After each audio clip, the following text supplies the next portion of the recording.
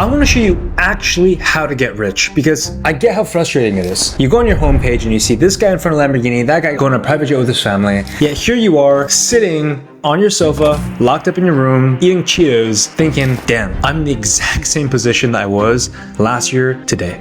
I want to share with you 6 simple steps of what I did to have gone from a broke college student living in a 1-bedroom apartment with 4 dudes to having done over $20 million in sales at the age of 25. And I say all of this not to impress you, but simply to impress upon you what is possible if you follow these steps to truly becoming wealthy beyond your wildest dreams. And the first step, which made me a millionaire, is that I became a producer, not a consumer. Let me define what these things are. A consumer is 99% of the world. It's someone who likes to buy stuff online. It's someone who likes to consume YouTube videos, just like you might be.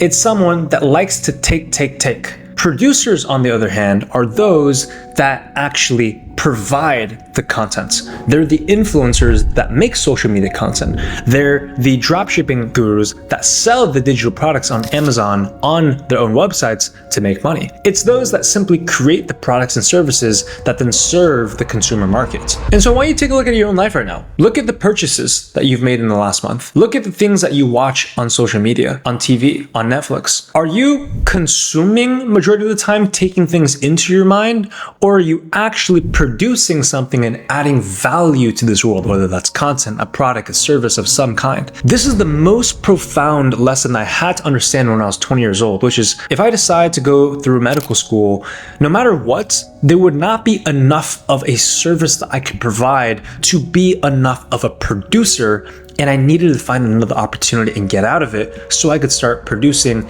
and stop consuming.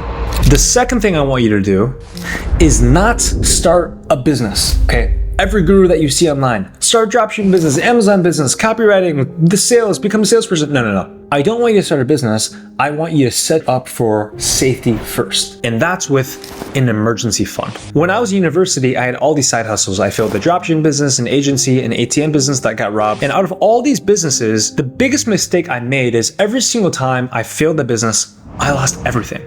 And I had to go work a part-time job, save up a couple $100, couple $1,000 before I could go at it again. But the next time I found success was actually getting a full-time job with a mentor that I worked for, where I made about $4,000, $5,000 a month. And I saved as much of it as I possibly could so that I could have an emergency fund, because I knew that even if I wanted to start a business in the future, no matter what it took, I would need financial investment in order to do so. And that meant I needed to have an emergency fund. Don't quit that 9-to-5 job. Don't stop driving Uber. Whatever you're doing for income right now, keep doing it. And I recommend at least having a few thousand in the bank account so that you're not spending your last dollar trying to get a business going. You don't want to be in a state of desperation or make business decisions from a very emotional state. Otherwise, you will make the wrong decisions. I want you to be very careful with this next step, which is to be careful who you listen to with the advice. A lot of us, just because of our relationship with our parents, see them, especially when we're young, as the end-all be-all of wisdom. My dad was my hero, he was my role model, he was my mentor. I listened to my mom, I took her advice most of the time, it worked. But my parents were not wealthy individuals. Both of them worked 9-to-5 jobs as engineers. My mom was a computer developer. My dad was an aerospace engineer. And both of them made less than $100,000 a year and lived a very, very modest, frugal lifestyle. And so when it came to taking their advice in school, it worked. When it came to taking their advice and making healthy lifestyle decisions like not doing drugs, eating certain foods, exercising a certain way, it worked. But here's the thing, their money advice didn't work because my parents didn't come from wealthy families and they weren't wealthy themselves. And not only was it my parents, but my mentor at my local church, my high school teacher that I really look up to, my wrestling coach that also coached me every single day, pushing me to my physical limits in the gym and on the wrestling mat. All of these individuals were my mentors in my immediate environment in a middle-class neighborhood, middle-class school, but not a single one of them was truly wealthy. Yet I took advice from them, including money, including investment, including getting a job, the same way that I treated them for the advice that was actually most useful from them.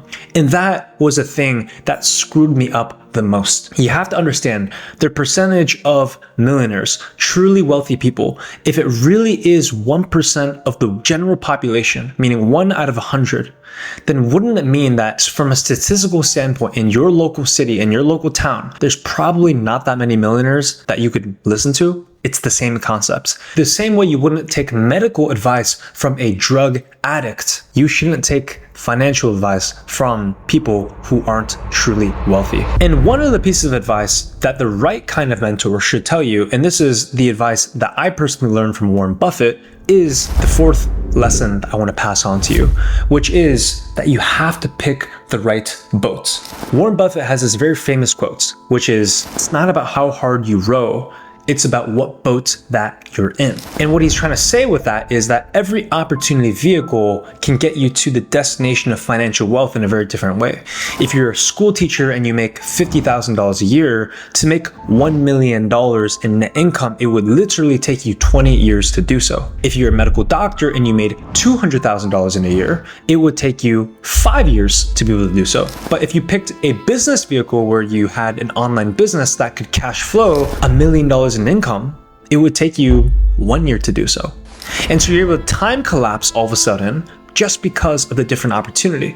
Does a school teacher work harder than a doctor or work harder than an entrepreneur? No, to be quite frank, I think that they all work pretty hard. A teacher works pretty hard, a doctor works really, really hard, and an entrepreneur, they work pretty hard too. But out of these vehicles, the entrepreneurship vehicle of being a business owner is the only path that can get you to $1 million in 1 year, with exceptions of a couple high-paying jobs out in the market. And so the most important thing that I need to pass on to you, my friend, is your job at McDonald's might get you to a few thousand a month, but what got you there is not what's going to get you to $10,000 a month or even 6 figures a month by continually working at McDonald's. You need to choose the right opportunity. And speaking of opportunities, that takes me to the fifth lesson, which is you have to pick a high income skill to start learning from the get-go. Now, the truth is, in my story, I started a whole bunch of businesses only to realize that, damn, when you're a complete beginner, you don't have that many skills. You've never really worked a 9-to-5 job. You've never really had any corporate experience. You've never had any business or sales experience.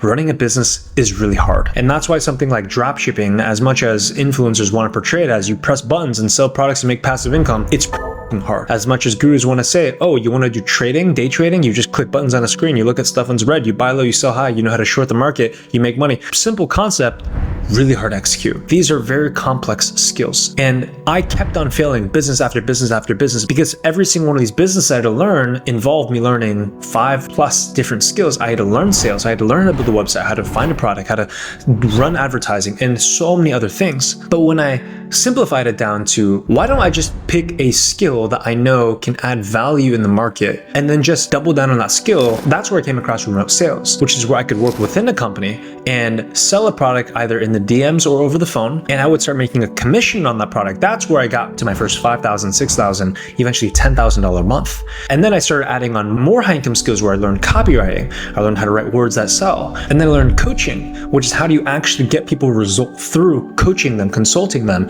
That's where all of a sudden my mind was open to this world of, wow, the more skills that I can gain, the more income that I can make.